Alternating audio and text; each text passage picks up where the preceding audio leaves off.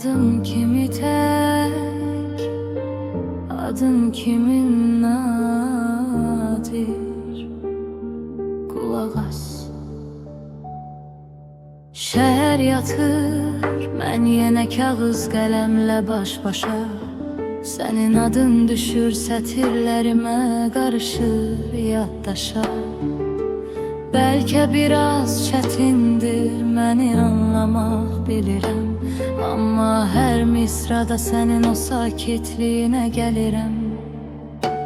Fəridə deyirəm, otağımın havası dəyişir. Sanki qaranlıq dünyam günəşlə görüşür. Mən biraz dumanlı, mən biraz kədərli adam. Sən isə bu kədərin içində tapdığım ən gözəl məqam. Fəridə, sən mənim bitməyən lirikam. Sənsiz bu dünya soyuqdur, mən səndə isinirəm. Sən nadir incisən, ruhumun ən dərin səsi, ömrümün ən sakit, ən lirik nəfəsi. Fəridə,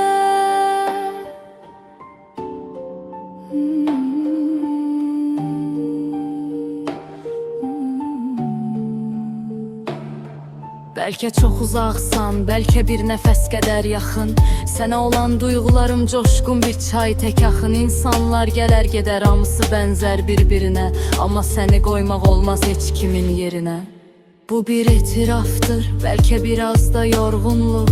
Sənin yanında tapıram mən o itmiş durğunluğu. Adınla bəzəyirəm bu lirik bənləri.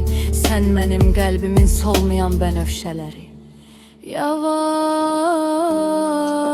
yavaş sönür ışıqlar, ritm dayanır. Amma adın hələ də havada asılı qalır. Fəridə, sən elə sən olaraq qal, çünki sən tək və nadirsən. Fəridə, sən